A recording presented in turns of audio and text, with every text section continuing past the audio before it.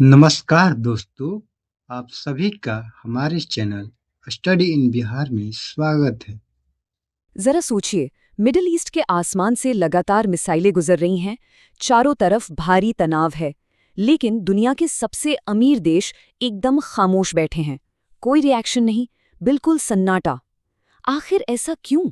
आज के इस खास एक्सप्लेनियर में हम गल्फ कोऑपरेशन काउंसिल यानी जीसीसी देशों के इस सबसे बड़े भू राजनीतिक रहस्य को डिकोड करने वाले हैं। हम समझेंगे कि साइलेंट वेल्स के पीछे की असली कहानी क्या है। तो सबसे बड़ा सवाल यही उठता है कि आखिर ये चुप्पी क्यों? इन देशों के पास अथाह पैसा है, अमेरिका के हजारों सैनिक इनकी हिफाजत के लिए वहां तैनात हैं, लेकिन फिर भी बढ़ते संघर्ष के बीच ये पूरी तरह से पैसिव यानी निष्क्रिय नजर आते हैं। ईरान ने कई बार आक्रामक रुख अपनाया है, लेकिन इनकी तरफ से जवाबी कार्रवाई में एक पत्थर तक नहीं फेंका जाता। क्या ये सिर्फ डर है या फिर कोई बहुत ही सोची समझी रणनीति?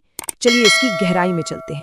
और पता है, इस खामोशी की एक बहुत भारी कीमत चुकाई जा रही है। अगर हम आंकड़ों पर नजर डालें तो विशेषज्ञों का अनुमान है कि इस पूरे क्षेत्र को अब तक लगभग 58 बिलियन डॉलर का जबरदस्त नुकसान हो चुका है। जरा इस नंबर को इमेजिन कीजिए। मौजूदा तनाव के कारण हर एक दिन, जी हां, हर रोज करीब 450 मिलियन डॉलर का नुकसान हो रहा है। टूरिज्म ठप है, फ्लाइट्स सही से चल नहीं पा रही हैं, लेकिन फिर भी ये देश बिल्कुल शांत हैं। सेक्शन 1, अर्थव्यवस्था बनाम सैन्य कमजोरी। इस कहानी का सबसे दिलचस्प पहलू है इनकी डेमोग्राफी यानी जनसांख्यिकी। एक तरफ ईरान है, जिसकी आबादी लगभग 9.5 करोड़ है, एक बहुत बड़ी फोर्स। वहीं दूसरी तरफ इन जीसीसी देशों की अपनी मूल आबादी बहुत ही कम है। उदाहरण के लिए यूएई को ही देख लीजिए। वहां मूल नागरिक सिर्फ 30 लाख के आसपास हैं, जबकि वहां काम करने वाले भारतीयों की संख्या ही 33 लाख से ज्यादा है। अगर पूरे जीसीसी की बात करें तो वहां करीब 90 लाख भारतीय काम करते हैं। मतलब आक्रामक सैन्य अभियानों के लिए जो एक नेटिव मैन पावर चाहिए होती है, वो इनके पास है ही नहीं।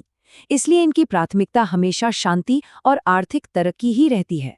जनशक्ति के अलावा एक और चीज है जो इन्हें रोकती है, और वो है भूगोल। मिलिट्री एनालिसिस से एक बहुत ही साफ तस्वीर सामने आती है। स्ट्रेट ऑफ हॉर्मुज के साथ साथ ईरान की 1800 किलोमीटर लंबी एक पूरी पहाड़ी तट रेखा है। ये पहाड़ी इलाका ईरान को एक ऐसा नेचुरल एडवांटेज देता है कि वो सामने फैले अरब के बिल्कुल सपाट रेगिस्तान पर आसानी से हावी हो सकता है। ये एक ऐसा भौगोलिक सच है जिसे कोई भी देश नजरअंदाज नहीं कर सकता। सेक्शन 2, अमेरिकी सुरक्षा की विफलता। अब यहाँ एक बहुत ही लॉजिकल सवाल आता है। जब 45,000 के करीब अमरीकी सैनिक इस क्षेत्र में तैनात हैं, तो ये जीसीसी देश उन्हें जवाबी हमले करने से क्यों रोक देते हैं? इसका जवाब बड़ा ही प्रैक्टिकल है। अगर अमरीका इन देशों के बेसों का इस्तेमाल करके कोई भी ऑफेंसिव ऑपरेशन चलाता है, तो ईरान ने बिल्कुल साफ कर दिया है कि वह उन देशों को युद्ध में सीधे तौर पर शामिल मानेगा। जीसीसी देशों को ये डर सताता है कि ईरान के जवाबी हमले में उनके बड़े बड़े आर्थिक केंद्र, शानदार टूरिज्म हब और वहां मौजूद ग्लोबल टेक कंपनियों के हेडक्वार्टर्स पूरी तरह तबाह हो जाएंगे। और देखिए, ये डर कोई हवाई नहीं है, इसके पीछे एक कड़वा सच है। अगर हम 2019 की उस घटना को याद करें, जब सऊदी अरब के सबसे महत्वपूर्ण तेल ठिकानों पर अचानक एक बड़ा हमला हुआ था। उस एक हमले की वजह से महीनों तक तेल का उत्पादन ठप पड़ गया था। इसी वाक्य ने इन देशों को एक बहुत ही कठोर वास्तविकता का एहसास कराया था कि अमेरिका के जो बेहद महंगे एयर डिफेंस सिस्टम है, वो भी उनके सबसे क्रिटिकल इंफ्रास्ट्रक्चर को 100% सुरक्षा देने की गारंटी नहीं दे सकते। इस युद्ध की कॉस्टिंग यानी लागत को समझना भी बहुत जरूरी है। एक तरफ ईरान की रणनीति है कि वो बेहद कम कीमत वाले सस्ते ड्रोन्स का इस्तेमाल करता है, और दूसरी तरफ अमेरिका उन सस्ते ड्रोन्स को हवा में ही गिराने के लिए बहुत ही महंगे मिसाइल इंटरसेप्टर्स फायर करता है। ये लागत का जो अंतर है वो इतना ज्यादा और अनसस्टेनेबल है कि विशेषज्ञों के मुताबिक अमेरिका को इन सस्ते ड्रोनों से निपटने के लिए यूक्रेन में इस्तेमाल होने वाली डिफेंस तकनीकों को अपनाने तक के बारे में सोचना पड़ रहा है। सेक्शन 3, जीसीसी के भीतर आंतरिक दरारें। बाहरी खतरों से अलग एक और ट्विस्ट है। जीसी सिर्फ बाहर से ही कमजोर नहीं पड़ रहा, बल्कि इसके भीतर भी दरारें आ रही हैं। एक वक्त था जब सऊदी अरब इस समूह का निर्विवाद लीडर हुआ करता था, लेकिन अब यूएई के साथ लीडरशिप को लेकर एक टकराव देखने को मिलता है। यूएई ने इजरायल के साथ अब्राहम समझौता करके सबको चौंका दिया था। इसके अलावा ओमान का ईरानी नेताओं के निधन पर आधिकारिक तौर पर शोक संदेश भेजना, ये सब चीजें साफ दिखाती हैं कि इन देशों के अपने अपने राष्ट्रीय हित अब एक दूसरे से टकरा रहे हैं, जिसकी वजह से ये एक एकजुट फ्रंट नहीं बना पा रहे। और ये अंदरूनी मतभेद तब और खुलकर सामने आ जाते हैं जब बात तेल की होती है। यूएई अब साफ तौर पर सऊदी अरब की परछाई से बाहर निकलना चाहता है। इसीलिए यूएई ने ओपेक के कोटा सिस्टम से बाहर आकर हर दिन स्वतंत्र रूप से 50 लाख यानी 5 मिलियन बैरल तेल का उत्पादन करने की इच्छा जताई है। ये कोई छोटी बात नहीं है। ये दिखाता है कि आर्थिक मुद्दों पर भी इनमें अब पहले जैसी एक राय नहीं रही। सेक्शन 4, मिडल ईस्ट में चीन की एंट्री। अब रुख करते हैं भविष्य की ओर। अमेरिका का फोकस अब शिफ्ट हो रहा है, तो इस सिक्योरिटी वैक्यूम को भरेगा कौन? यहाँ एंट्री होती है चीन की।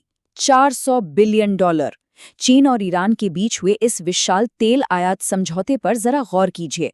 इस एक डील ने इस पूरे क्षेत्र की आर्थिक शक्ति का केंद्र पश्चिम से पूर्व की ओर खिसकाना शुरू कर दिया है। मिलिट्री एक्सपर्ट्स का तो यहाँ तक मानना है कि भविष्य में चीन इस इलाके में अपने नौसैनिक अड्डे भी स्थापित कर सकता है। अगर सच में ऐसा हुआ तो चूंकि चीन के संबंध ईरान और जीसीसी दोनों के ही साथ काफ़ी अच्छे हैं, इसलिए शायद वहाँ चल रहे विवाद कुछ समय के लिए शांत हो जाएं। लेकिन सिक्के का दूसरा पहलू ये है कि चीन की ये मौजूदगी Bharat middle east Europe economic corridor, जिसे हम IMEC कहते हैं, ऐसी बड़ी और अहम परियोजनाओं के लिए एक सीधा खतरा बन सकती है। सेक्शन 5, GCC का अस्तित्व। तो इस पूरे एक्सप्लेनर के बाद अंतिम और सबसे बड़ा सवाल यही है, क्या GCC इन तेजी से बदलते हुए ग्लोबल अलायंसेस यानी वैश्विक गठबंधनों के बीच खुद को बचा पाएगा, या फिर ये जो अंदरूनी दरारें हैं वही इसे भीतर से पूरी तरह नष्ट कर देंगी? ये एक ऐसा भू राजनीतिक सवाल है जिस पर पूरी दुनिया की नजरें टिकी हैं। खैर, हमें उम्मीद है कि इस एक्सप्लेनर से इस बेहद जटिल विषय को गहराई से समझने में काफी मदद मिली होगी। अगर ये जानकारी पसंद आई हो तो जाने से पहले स्टडी इन बिहार चैनल को लाइक, शेयर और सब्सक्राइब जरूर करें, ताकि ऐसी कोई भी अहम जानकारी कभी मिस न हो। जुड़ने के लिए बहुत बहुत धन्यवाद।